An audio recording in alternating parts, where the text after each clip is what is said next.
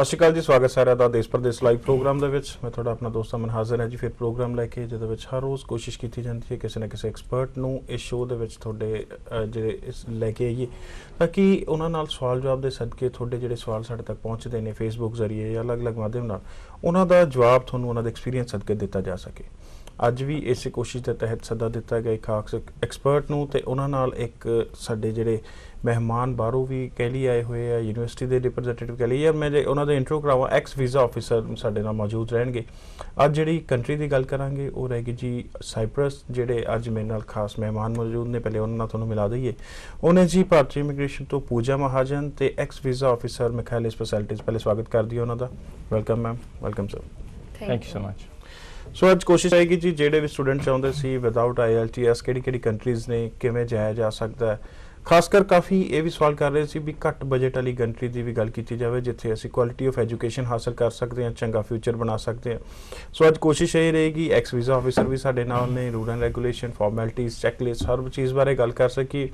ਪੂਜਾ ਜੀ ਸਾਡੇ ਨਾਲ ਨੇ। ਭਾਰਤੀ ਇਮੀਗ੍ਰੇਸ਼ਨ ਕਾਫੀ ਦੇਰ ਤੋਂ ਸਾਈਪਰਸ ਨੂੰ ਪ੍ਰਮੋਟ ਕਰਦਾ ਆ ਰਿਹਾ, ਤੇ ਖਾਸ ਇੱਕ ਚੀਜ਼ ਇਹ ਵੀ ਦੱਸ ਦੇਵਾਂ, ਐਕਸਕਲੂਸਿਵ ਜਿਹੜੇ ਰਾਈਟਸ ਨੌਰਥ ਦੇ ਉਹ ਸਾਈਪਰਸ ਦੇ ਭਾਰਤੀ ਇਮੀਗ੍ਰੇਸ਼ਨ ਕੋਲ ਨੇ।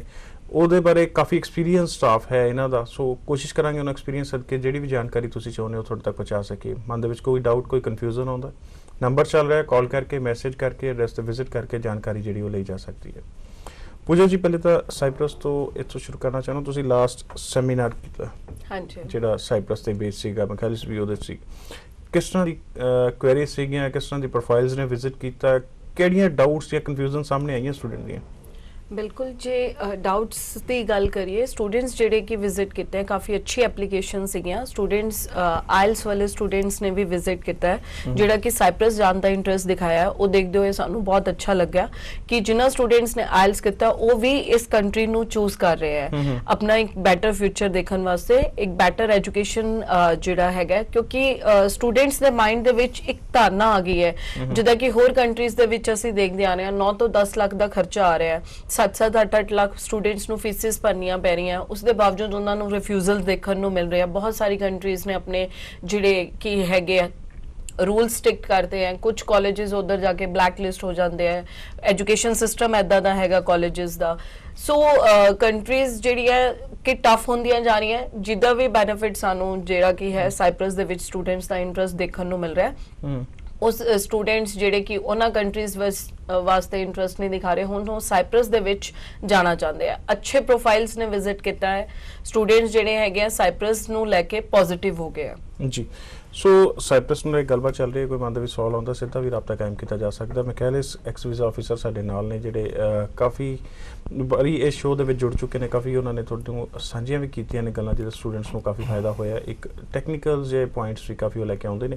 ਸੋ ਉਹਨਾਂ ਤੋਂ ਸਵਾਲ ਕਰ ਰਹੇ Mikhail, I want to ask you that what you want to say about the Cyprus, the government policy for the education of the international students for India?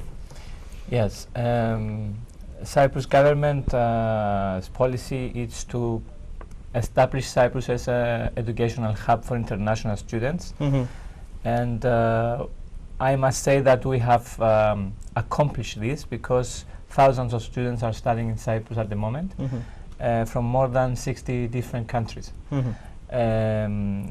Cyprus government decided to change this the visa rules and regulations in order to make it much more clear.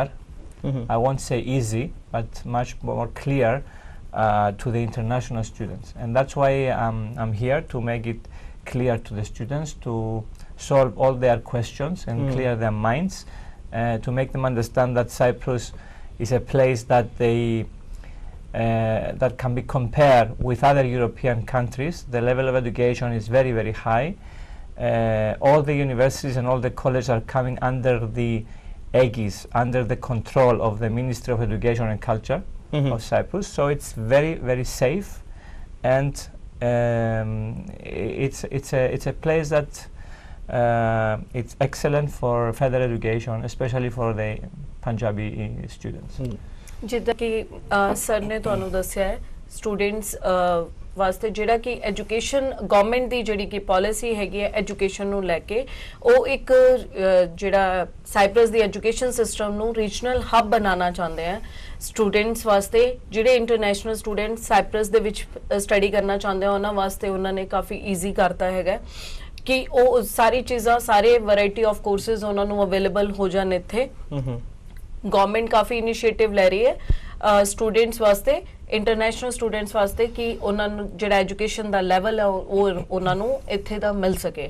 ਔਰ ਸਾਰਿਆਂ ਨੂੰ ਪਤਾ ਹੈ ਜਿੱਦਾਂ ਕਿ European country ਹੈਗੀ ਹੈ, European country ਦੀ ਜਿਹੜੀ ਸਟੱਡੀ ਹੈਗੀ ਹੈ ਉਹ 3rd ਨੰਬਰ ਤੇ ਆਉਂਦੀ ਹੈ ਜੇ ਵਰਲਡ ਦੇ ਐਜੂਕੇਸ਼ਨ ਸਿਸਟਮ 'ਚ ਵੀ ਅਸੀਂ ਦੇਖੀਏ। ਸੋ ਸਟੂਡੈਂਟਸ ਨੂੰ ਕਿਤੇ ਹੋਰ ਜਾਣ ਦੀ ਜ਼ਰੂਰਤ ਨਹੀਂ ਹੈ, ਉਹ ਸਾਈਪਰਸ ਦੇ ਵਿੱਚ ਇੱਕ ਯੂਰੋਪੀਅਨ ਯੂਨੀਵਰਸਿਟੀ ਦੇ ਅੰਡਰ ਸਟੱਡੀ ਕਰਕੇ, ਬਿਕੋਜ਼ ਇੱਥੇ ਦੇ ਜਿੰਨੇ ਵੀ ਕਾਲਜਸ ਪ੍ਰਾਈਵੇਟ ਹੋਣ ਜਾਂ ਗਵਰਨਮੈਂਟ ਕਾਲਜ ਹੈ ਜਾਂ ਯੂਨੀਵਰਸਿਟੀ, ਉਹ ਡਾਇਰੈਕਟ ਜਿਹੜੀ ਹੈਗੀ ਹੈ ਮਿਨਿਸਟਰੀ ਆਫ ਐਜੂਕੇਸ਼ਨ ਉਹਨੂੰ ਟੇਕ ਕੇਅਰ ਕਰਦੀ ਹੈ। ਕੰਪੈਰੀਜ਼ਨ ਕਰੀਏ ਜੇ ਦੂਸਰੀ ਕੰਟਰੀਜ਼ ਨਾਲ, ਜਿਵੇਂ ਹੁਣ ਤੁਸੀਂ ਦੱਸਿਆ ਕੁਆਲਿਟੀ ਆਫ ਐਜੂਕੇਸ਼ਨ ਬਹੁਤ ਬੈਟਰ ਹੈ, 3rd ਨੰਬਰ ਤੇ ਉਹਨਾਂ ਦੀ ਜਿਹੜੀ ਐਜੂਕੇਸ਼ਨ ਹੈ ਉਹ ਆਉਂਦੀ ਹੈ ਵਰਲਡ ਦੇ ਵਿੱਚ, ਤੇ ਜਦੋਂ ਖਰਚੇ ਦੀ ਆਪਾਂ ਗੱਲ ਕਰਦੇ ਹਾਂ ਉਹ ਬਹੁਤ ਜ਼ਿਆਦਾ ਮੈਟਰ ਕਰਦਾ ਹੈ ਇੱਕ ਬੱਚੇ ਦੇ ਲਈ, ਉਹਨਾਂ ਦੇ ਪੇਰੈਂਟਸ ਦੇ ਲਈ ਕਿੰਨਾ ਇੱਕ ਖਰਚਾ ਆ ਜਾਂਦਾ ਉਹਨਾਂ ਦਾ।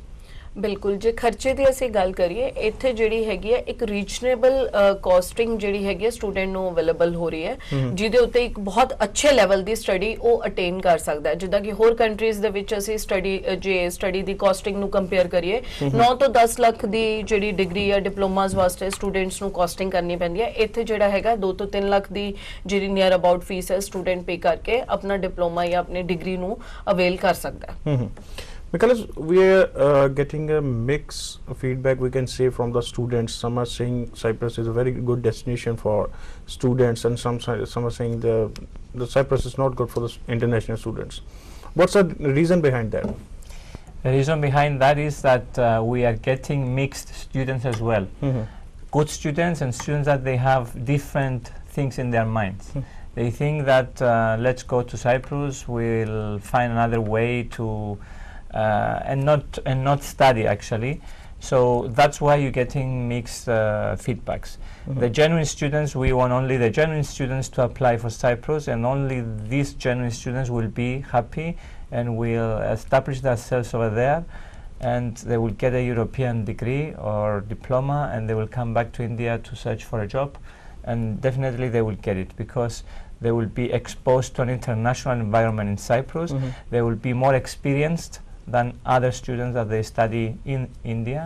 So you are saying that Cyprus or the education or the institutes wants a genuine students. Yes. What kind of genuine students you can say you want, or the government of Cyprus want that kind of student came here and he can be success in their aim or the future there? First of all, the students that are eligible to apply for to study in Cyprus, they have to have 50% in their 12th class mark sheets, and they need to be young students up to 30 years of old, and they should not have a big gap amongst their education. And for which level you want, for what kind of level we can say that English communication you want from the student? It will be great if the students they could have IELTS or any other English exams, but this is not a requirement for Cyprus, because they will do a test, an English test in Cyprus, and those students that they will pass the test will join the program of study, and the rest of the students that they will not pass that English language test, we will give them more hours of English language in order to reach the right level that they need in order to follow the programs of study.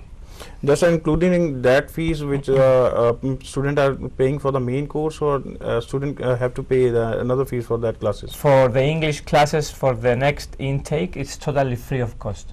Okay, that's good. ਪੁਰੇ ਤੁਹਾਡੇ ਵੱਲ ਹੋਣਾ ਚਾਹੁੰਦਾ, ਜਿਵੇਂ policy ਦੀ ਗੱਲ ਕੀਤੀ ਹੈ ਜਾਂ ਫੀਡਬੈਕ ਦੀ ਗੱਲ ਕੀਤੀ ਹੈ, ਵੀ ਰਲਵਾਂ ਫੀਡਬੈਕ ਆਉਂਦਾ, ਕੋਈ ਕਹਿੰਦਾ ਬਹੁਤ ਵਧੀਆ ਡੈਸਟੀਨੇਸ਼ਨ ਹੈ, ਕੁਝ ਸਟੂਡੈਂਟਸ ਬਹੁਤ ਖੁਸ਼ ਨੇ, ਕੁਝ ਨਾਰਾਜ਼ ਵੀ ਨੇ।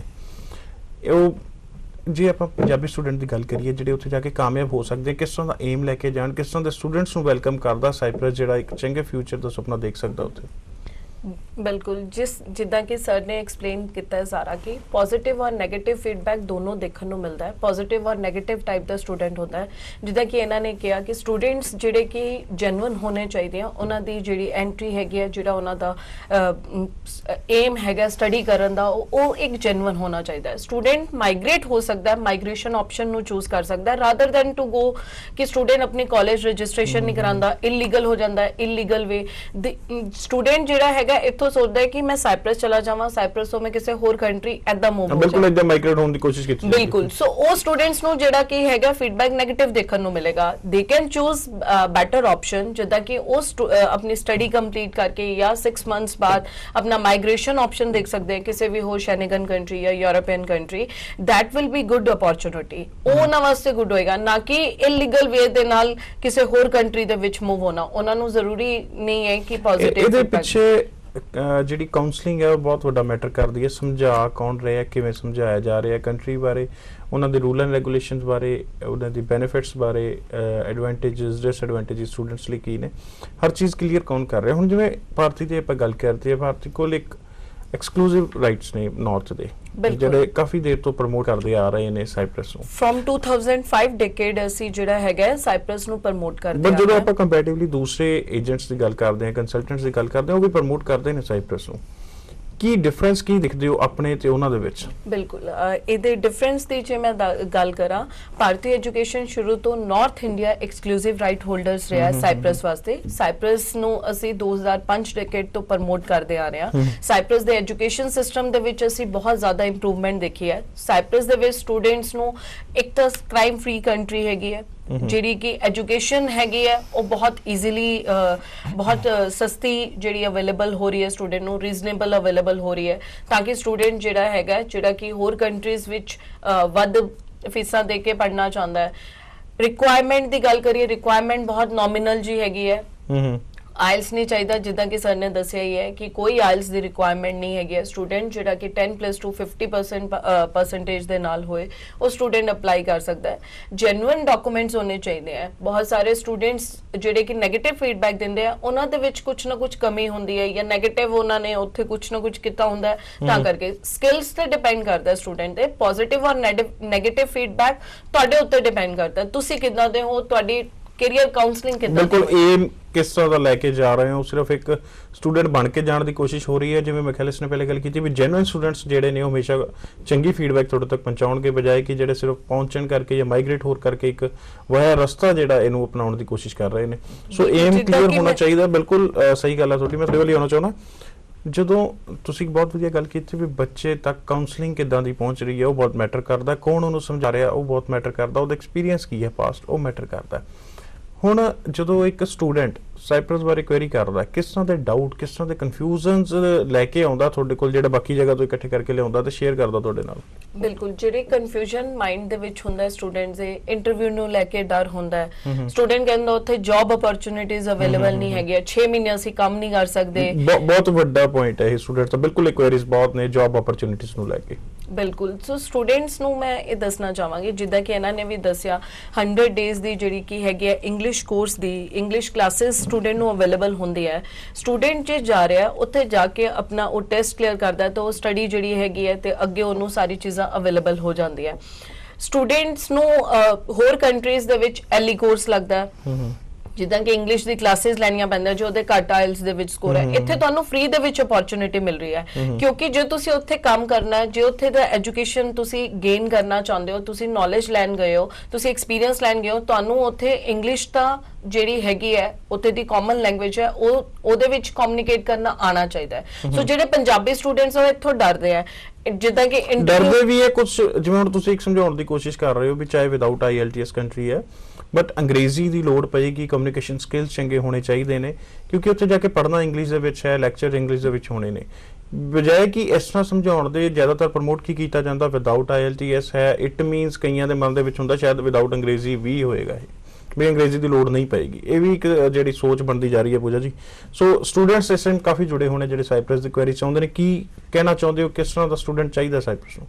ਸਾਈਪ੍ਰਸ ਨੂੰ ਜਿਹੜਾ ਕਿ ਸਟੂਡੈਂਟ ਚਾਹੀਦਾ ਹੈ ਇੱਕ ਅੱਛੀ ਬੈਕਗ੍ਰਾਉਂਡ ਤੋਂ, ਜੇ ਤੁਸੀਂ ਆਇਲਸ ਵੀ ਕੀਤਾ ਹੋਇਆ ਤੁਸੀਂ ਅਪਲਾਈ ਕਰ ਸਕਦੇ ਹੋ, ਜੇ ਤੁਸੀਂ ਬਿਨਾ ਆਇਲਸ ਦਿਓ ਤੁਸੀਂ ਸਾਈਪ੍ਰਸ ਨੂੰ ਚੂਜ਼ ਕਰ ਸਕਦੇ ਹੋ। ਜਿੱਦਾਂ ਕਿ ਸਾਈਪ੍ਰਸ ਦੇ ਐਜੂਕੇਸ਼ਨ ਬਾਰੇ ਅਸੀਂ ਦੱਸਿਆ, ਥਰਡ ਮੋਸਟ ਕੰਟਰੀ ਜਿਹੜੀ ਹੈਗੀ ਹੈ ਲੈਵਲ ਦੇ ਉੱਤੇ ਆਂਦਾ ਹੈ ਇਹਦਾ ਐਜੂਕੇਸ਼ਨ ਸਿਸਟਮ। ਯੂਰਪੀਅਨ ਕੰਟਰੀ ਦੀ ਯੂਰਪੀਅਨ ਯੂਨੀਵਰਸਿਟੀਜ਼ ਦੀ ਸਟੱਡੀਜ਼ ਐਫੀਲੀਏਟਡ ਹੈਗੀ ਹੈ। Ministry of education take care ਕਰਦਾ ਹੈ ਜਿੰਨੇ ਵੀ ਪ੍ਰਾਈਵੇਟ ਔਰ ਗਵਰਨਮੈਂਟ ਕਾਲਜਸ ਹੈ ਜਿਹੜੇ ਕਿ ਕੋਰਸ ਇੱਥੇ ਆਫਰਡ ਹੋ ਰਿਹਾ ਹੈ। ਵੈਰਾਈਟੀ ਆਫ ਕੋਰਸਿਸ ਤੁਹਾਨੂੰ ਜਿਹੜੇ ਕਿ ਮਿਲ ਜਾਣਗੇ, ਤੁਸੀਂ ਇਹਦੇ ਵਿੱਚੋਂ ਕੋਈ ਵੀ ਕੋਰਸ ਆਪਣੇ ਅਕੋਰਡਿੰਗਲੀ ਚੂਜ਼ ਕਰ ਸਕਦੇ ਹੋ, ਆਪਸ਼ਨ ਲੈ ਸਕਦੇ ਹੋ। ਡਿਪਲੋਮਾ ਵਿੱਚ ਜਾਣਾ ਚਾਹੁੰਦੇ ਹੋ, ਡਿਗਰੀ ਵਿੱਚ ਜਾਣਾ ਚਾਹੁੰਦੇ ਹੋ, PhD ਪ੍ਰੋਗਰਾਮ ਤੱਕ ਤੁਹਾਨੂੰ ਇੱਥੇ ਜਿਹੜੇ ਹੈਗੇ ਆਫਰ ਹੋ ਰਹੇ ਹੈ। ਸੋ ਤੁਸੀਂ ਕਿਸੇ ਹੋਰ ਕੰਟਰੀ ਨੂੰ ਚੂਜ਼ ਕਰਦੇ ਹੋ 10-15 ਲੱਖ ਉੱਥੇ ਖਰਚਣ ਦੀ ਬਜਾਏ ਤੁਸੀਂ ਇੱਥੇ ਘੱਟ ਜਿਹੜਾ ਪੈਸਾ ਖਰਚ ਕੇ ਵੀ ਇੱਕ ਅੱਛੀ ਐਜੂਕੇਸ਼ਨ ਜਿਹੜੀ ਹੈਗੀ ਹੈ ਗੇਨ ਕਰ ਸਕਦੇ ਹੋ। ਇਹਦੇ ਨਾਲ ਜਿੱਦਾਂ ਕਿ ਅਸੀਂ ਪਾਰਟ ਟਾਈਮ ਵਰਕ ਦੀ ਗੱਲ ਕਰੀਏ, ਸਟੂਡੈਂਟਸ ਨੂੰ 20 ਆਵਰ ਪਰ ਵੀਕ ਕੰਮ ਕਰਨ ਦੀ ਜਿਹੜੀ ਕਿ ਪਰਮਿਸ਼ਨ ਮਿਲਦੀ ਹੈ। ਸੋ ਲੀਗਲੀ ਸਟੂਡੈਂਟ ਜਿਹੜਾ ਹੈਗਾ 20 ਆਵਰ ਪਰ ਵੀਕ ਕੰਮ ਕਰ ਸਕਦਾ ਹੈ during study. Yes, during study, but with the pink slip. On a pink slip ਲੈਣੀ ਪੈਂਦੀ ਹੈ, working rights apply ਕਰਨੇ ਪੈਂਦੇ हैं. Nicholas, what the procedure to get the that pink slip and what is important for that? Yes, as soon as the students they arrive in Cyprus, they have to register with the authorities. Okay. And within 7 days, they are getting their pink slip. The pink slip is actually the permanent residence permit. Okay. I'm sorry, the temporary residence permit. With that pink slip, they are legally in Cyprus, and if they find employment with that paper, they can get the job and sign agreements with their employers. But the is saying that the number of courses available there, and what are the opportunities and the upcoming intakes for the Cyprus now? Yes, the next intake is the June intake.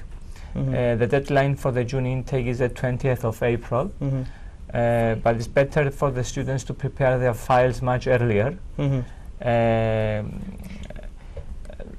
The next intake is in October and in February. So we have 3 intakes every year. ਜੀ ਤੁਹਾਡੇ ਕੋਲ ਆਉਣਾ ਚਾਹੁੰਦਾ ਕਿ ਕੋਈ ਖਾਸ ਗੱਲ ਮੈਂ ਇੱਕ ਜ਼ਰੂਰ ਚਾਹੂੰਗਾ ਇੱਕ ਕਾਉਂਸਲਿੰਗ ਕਰਕੇ ਪ੍ਰੋਪਰਲੀ ਇੱਕ ਚੀਜ਼ ਸਾਈਪ੍ਰਸ ਬਾਰੇ ਤੁਸੀਂ ਜ਼ਰੂਰ ਸਮਝਾ ਦਿਓ ਸਟੂਡੈਂਟਸ ਨੂੰ। ਬਿਲਕੁਲ, ਸਟੂਡੈਂਟਸ ਨੂੰ ਮੈਂ ਦੱਸਣਾ ਚਾਹਾਂਗੀ ਜਿੱਦਾਂ ਕਿ ਐਜੂਕੇਸ਼ਨ ਸਿਸਟਮ ਦੀ ਗੱਲ ਕਰੀਏ, ਜੇ ਤੁਸੀਂ ਇੱਕ ਵਧੀਆ ਐਜੂਕੇਸ਼ਨ ਲੈਣਾ ਚਾਹੁੰਦੇ ਹੋ ਤੁਸੀਂ ਸਾਈਪ੍ਰਸ ਨੂੰ ਚੂਜ਼ ਕਰ ਸਕਦੇ ਹੋ, ਕਿਉਂਕਿ ਇੱਥੇ ਦੀ ਜਿਹੜੀ ਸਟੱਡੀ ਹੈ ਉਹ ਯੂਰਪੀਅਨ ਯੂਨੀਵਰਸਿਟੀਜ਼ ਦੇ ਅੰਡਰ ਐਫੀਲੀਏਸ਼ਨ ਹੈ ਜਿਹੜੀ ਕਿ ਕਿਸੇ ਵਰਲਡ ਦੇ ਵਿੱਚ 3rd ਨੰਬਰ ਤੇ ਆਉਂਦੀ ਹੈ। ਸੈਕੰਡ, ਜੇ ਤੁਸੀਂ ਵਰਕ ਅਪੋਰਚੁਨਿਟੀ ਦੇਖਣਾ ਚਾਹੁੰਦੇ ਹੋ, ਵਰਕ ਅਪੋਰਚੁਨਿਟੀ ਦੇ ਅਕੋਰਡਿੰਗਲੀ ਵੀ ਤੁਹਾਨੂੰ ਇੱਥੇ 20 ਆਵਰ ਪਰ ਵੀਕ ਜਿਹੜੀ ਕੰਮ ਕਰਨ ਦੀ ਪਰਮਿਸ਼ਨ ਮਿਲਦੀ ਹੈ। ਔਰ ਇੱਥੇ ਜਿਹੜਾ ਸਟੂਡੈਂਟ ਹੈਗਾ 5 ਮਹੀਨੇ ਫੁੱਲ ਟਾਈਮ ਕੰਮ ਕਰ ਸਕਦਾ ਹੈ, ਜਿਹੜਾ ਕਿ 4 ਮੰਥ ਸਮਰ ਬ੍ਰੇਕਸ ਆਂਦੀ ਹੈ, 15 ਡੇਜ਼ ਈਸਟਰ ਹੌਲੀਡੇਜ਼ ਆਂਦੀ ਹੈ, 15 ਡੇਜ਼ ਦੀ ਜਿਹੜੀ ਕ੍ਰਿਸਮਸ ਹੌਲੀਡੇਜ਼ ਆਂਦੀ ਹੈ। ਸੋ ਸਟੂਡੈਂਟ ਜਿਹੜਾ ਲੀਗਲੀ 5 ਮਹੀਨੇ ਜਿਹੜਾ ਹੈਗਾ ਫੁੱਲ ਟਾਈਮ ਕੰਮ ਕਰ ਸਕਦਾ ਹੈ। ਸੋ ਇਹ ਬਹੁਤ ਅੱਛੀ ਅਪੋਰਚੁਨਿਟੀ ਹੈ ਉਹਨਾਂ ਸਟੂਡੈਂਟਸ ਵਾਸਤੇ ਜਿਹੜੇ ਕਿ ਐਸੀ ਫੈਮਿਲੀ ਬੈਕਗ੍ਰਾਉਂਡ ਤੋਂ ਹੈਗੇ ਹੈ ਜਿਨ੍ਹਾਂ ਦੇ ਜਿਹੜੀ ਫਾਈਨੈਂਸ਼ੀਅਲ ਕੰਡੀਸ਼ਨ ਜਿਹੜੀ ਹੁੰਦੀ ਹੈ ਕਿ ਵਧੀਆ ਨਹੀਂ ਹੈ। ਇਸ ਤੋਂ ਇਲਾਵਾ ਮੈਂ ਵੀਜ਼ਾ ਵਾਸਤੇ ਗੱਲ ਕਰਨਾ ਚਾਹਾਂਗੀ, ਸਟੂਡੈਂਟਸ ਦੇ ਮਨ ਦੇ ਵਿੱਚ ਹਲੇ ਵੀ ਕਿਤੇ ਨਾ ਕਿਤੇ ਵੀਜ਼ਾ ਨੂੰ ਲੈ ਕੇ ਸ਼ੰਕਾ ਹੈਗੀ ਹੈ। ਸੋ ਮੈਂ ਉਹਦਾ ਪ੍ਰੋਸੈਸਿੰਗ ਤੁਹਾਨੂੰ ਕਲੀਅਰ ਕਰਨਾ ਚਾਹੁੰਦੀ ਹਾਂ। ਵੀਜ਼ਾ ਦੀ ਅਸ਼ੋਰਟੀ ਜਿਹੜੀ ਹੈਗੀ ਹੈ ਤੁਹਾਨੂੰ ਜੋ ਵੀ ਏਜੰਟ ਦੇ ਰਿਹਾ ਹੈ, ਤੁਹਾਨੂੰ ਮੈਂ ਇੱਕ ਚੀਜ਼ ਦੱਸ ਦਿੰਨੀ ਆ, ਵੀਜ਼ਾ ਤੁਹਾਨੂੰ ਅਸੀਂ ਹੀ ਦਵਾ ਸਕਦੇ ਆ ਕਿਉਂਕਿ we are North India exclusive right holder. ਮੈਂ ਇੱਥੇ ਇੱਕ ਸਵਾਲ ਜਿਹੜਾ ਖੜਾ ਹੁੰਦਾ ਕਈ ਵਾਰੀ ਨਾ ਕਾਫੀ ਬੱਚਿਆਂ ਵੱਲੋਂ ਜਿਹੜਾ ਸਾਡੇ ਤੱਕ ਪਹੁੰਚਦਾ ਜਾਂ ਅਸੀਂ ਵੀ ਜਦੋਂ ਕੁਐਰੀ ਲੈਂਦੇ ਹਾਂ, ਜਦੋਂ ਬੱਚਿਆਂ ਦਾ ਸ਼ੈਨਗਨ ਵੱਲ ਝੁਕਾਅ ਬਹੁਤ ਜ਼ਿਆਦਾ, ਸ਼ੈਨਗਨ ਕੰਟਰੀਜ਼ ਜਾਣਾ ਚਾਹੁੰਦੇ ਨੇ। ਮੇਨ ਜਦੋਂ ਪੁੱਛਿਆ ਜਾਂਦਾ ਕੁਐਰੀਜ਼ ਮੈਕਸਿਮਮ ਕੀ ਨਿਕਲ ਕੇ ਆਉਂਦਾ ਜੀ ਉੱਥੇ ਯੂਰੋ ਚੱਲਦਾ ਜੀ, ਅਸੀਂ ਯੂਰੋ ਵੱਲ ਜਾਣਾ ਚਾਹੁੰਦੇ, ਯੂਰੋ ਦੀ ਜਿਹੜੀ ਵੈਲਿਊ ਹੈ ਉਹ ਬਹੁਤ ਵਧੀਆ ਹੈ। ਸੋ ਮੈਂ ਇਹ ਵੀ ਜ਼ਰੂਰ ਚਾਹੂੰਗਾ ਵੀ ਇਹ ਵੀ ਸਾਂਝਾ ਕਰ ਦਿਓ ਵੀ ਇੱਥੇ ਕਰੰਸੀ ਕਿਹੜੀ ਚੱਲਦੀ ਹੈ ਤੇ ਉਹਦੀ ਵੈਲਿਊ ਕੀ ਹੈ। ਬਿਲਕੁਲ, ਕਰੰਸੀ ਦੀ ਇੱਥੇ ਗੱਲ ਕਰਾਂ 2004 ਦੇ ਵਿੱਚ ਇਹ ਯੂਰਪੀਅਨ ਯੂਨੀਅਨ ਦੇ ਅੰਡਰ ਆ ਗਿਆ ਸੀ ਔਰ 2008 ਤੋਂ ਇੱਥੇ ਯੂਰੋ ਚੱਲ ਰਿਹਾ। ਸੋ ਸਟੂਡੈਂਟਸ ਨੂੰ ਦੇਖਣ ਨੂੰ ਮਿਲੇਗਾ ਇੱਥੇ ਬਹੁਤ ਸਾਰੀ ਅਦਰ ਯੂਰਪੀਅਨ ਕੰਟਰੀਜ਼ ਤੋਂ ਵੀ ਜਿਹੜੇ ਕੀ ਹੈਗੇ ਸਟੂਡੈਂਟਸ ਇੱਥੇ ਮਾਈਗ੍ਰੇਟ ਹੋ ਰਹੇ ਆ। ਇੱਥੇ ਵੀ ਜਿਹੜੀ ਕਿ ਕਰੰਸੀ ਹੈਗੀ ਹੈ ਉਹ ਯੂਰੋ ਹੀ ਚੱਲਦੀ ਹੈ, ਜਿਹਦਾ ਕਿ ਆਲਮੋਸਟ 70 ਤੋਂ ਅਬਵ ਹੀ ਰਹਿੰਦਾ ਹੈ। ਪਿੱਛੇ ਤਾਂ 80 ਤੱਕ ਪਹੁੰਚ ਗਿਆ ਸੀਗਾ ਇਹਦਾ ਜਿਹੜਾ ਰੇਟ ਹੈਗਾ। ਜਿੱਦਾਂ ਕਿ ਹੋਰ ਏਜੰਟਸ ਜਿਹੜੇ ਹੈਗੇ ਆ ਸਟੂਡੈਂਟ ਨੂੰ ਗਲਤ ਗਾਈਡ ਕਰਦੇ ਆ ਰਹੇ ਆ ਸ਼ੈਨਗਨ ਵੀਜ਼ਾ ਬੋਲ ਕੇ ਕਿ ਸਾਈਪ੍ਰਸ ਦੇ ਵਿੱਚ ਤੁਸੀਂ ਸ਼ੈਨਗਨ ਵੀਜ਼ਾ ਲਓ।